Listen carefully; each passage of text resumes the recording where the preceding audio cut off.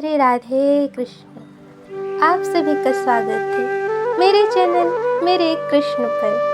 हाँ, कल आपने सुना भगवान कृष्ण का जन्म हुआ और आज नंदगांव के सभी लोग नंद भवन की ओर जा रहे हैं। चलो आप और हम भी नंद महल ही चलते हैं।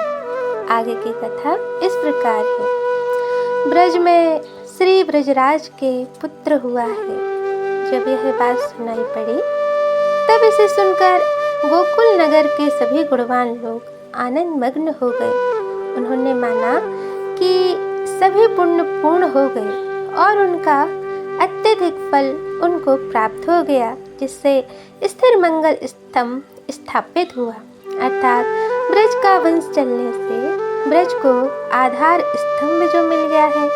ग्रह लग्न नक्षत्र तथा समय का विचार करके जात कर्म संस्कार और वेद पाठ करवाए गए। यह समाचार पाते ही ब्रज की सभी नारियां स्वाभाविक श्रृंगार किए हुए नंद भवन की ओर दौड़ी चली जा रही हैं। शरीर पर उन्होंने नए नए वस्त्र धारण करे हैं, नेत्रों में काजल लगाए, ललाट पर तिलक और मेहंदी लगाए, हृदय पर सुंदर हार शोभित हो रहे हैं, हाथों में कंगन पहने और मंगल द्रव्यों से सुसज्जित स्वर्ण थाल लिए थे। सुंदर कान में चंचल कुंडल थे जो हवाओं से इधर उधर डोल रहे थे। बेड़ियां ढीली गुथी थीं, जिससे सिर में गुथे हुए पुष्प इस प्रकार भूमि पर गिर रहे थे जैसे मेघ की फुहारें पड़ रही हो। मुख रोली के रंग से सुशोभित था और मांग में सिंदूर भरा था। आनंद के मारे वक्ष स्थल से उड़ते हुए आंचल को वे जान ही नहीं पाती। उनकी साड़ियाँ सुंदर सुहावने रंगों वाली थी। वे भली भांति अपने अपने मेल की सखियों के साथ इस प्रकार निकली मानो लाल मुनिया पक्षियों की पंक्ति पिंजड़े को तोड़कर चली जा रही हो। 10-5 सखियाँ मिलकर ब्रजराज के गुण के मंगल गीत गा रही थीं। मानो प्रातः काल होने पर सूर्य का दर्शन करके कमल की कलियां खिल गई हो। अत्यंत आनंद में भरी में गोपियां अपने स्वामियों से पहले ही नंद भवन जा पहुंची। ब्रजराज ने उन्हें भवन के अंदर बुलाया और तब यशोदा ने उन्हें अपने प्रसूति गृह में ही बुला लिया। सब शिशु के पैरों में पड़ी।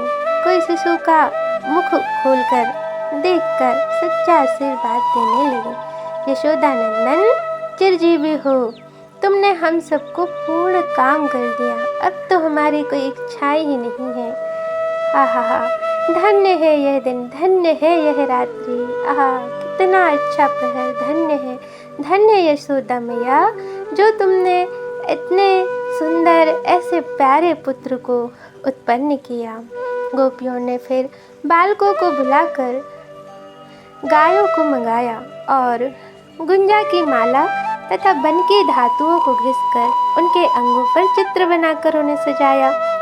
सब गोप मस्तक पर दही और मक्खन से भरे बड़े बड़े मटके लिए गीत गाते, ढप झांझ मृदंग आदि बजाते नंद भवन की ओर पहुँचे। वे एकत्र होकर नाचते थे, परस्पर हंस परिहास भी कर रहे थे, हल्दी मिला दही छिड़क रहे थे, मानो भाद्रपद के महीने के मेघ बरस रहे हो।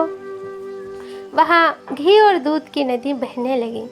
जब जहाँ जहाँ उनका चित्त चाहता था वे वहीं खड़े होकर नृत्य गान आदि करने लगते।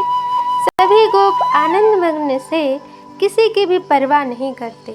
कोई दौड़कर श्री नंद जी के पास जाकर बार बार उनके पैरों को पड़ता, कोई अपने आप में ही आनंद पूर्ण होकर हंसने लगता, कोई अपने आभूषण उतार लेता और किसी को भी उपहार में दे देता।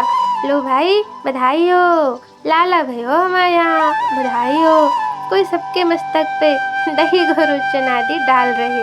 तब श्री नंद जी स्नान करके हाथ में कुछ लेकर खड़े हुए। नंदी मुख श्राद्ध करके पितरों की पूजा करवा के हृदय का शोक दूर कर दिया, ऐसा उन्होंने कहा। उत्तम चंदन घिसवा कर मंगवाया और उससे ब्राह्मणों को तिलक लगाया। ब्राह्मणों तथा गुरुजनों को वस्त्र आभूषण पहना के सबके पैर पड़े। वहाँ बछड़े वाले सुपुष्ट तरुणी गाय इतनी मंगाई कि गिनी नहीं जा सकती। वे गाय यमुना किनारे चरा करती थी और उन दिनों तो दुगना दूध दे रही थी। उनके खुर तांबे से, पीठ चांदी से और सींग सोने से मढ़े थे। वे गाय अनेकों ब्राह्मणों को दान की गई। हर्षित होकर ब्राह्मणों ने आशीर्वाद दिया।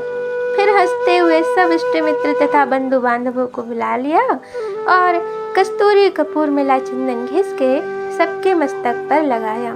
गले में मणियों की मालाएं पहनाकर अनेक रंगों के वस्त्र उनको भेंट किए, उपहार दिए, वस्त्र आभूषण दिए और सबको संतुष्ट किया।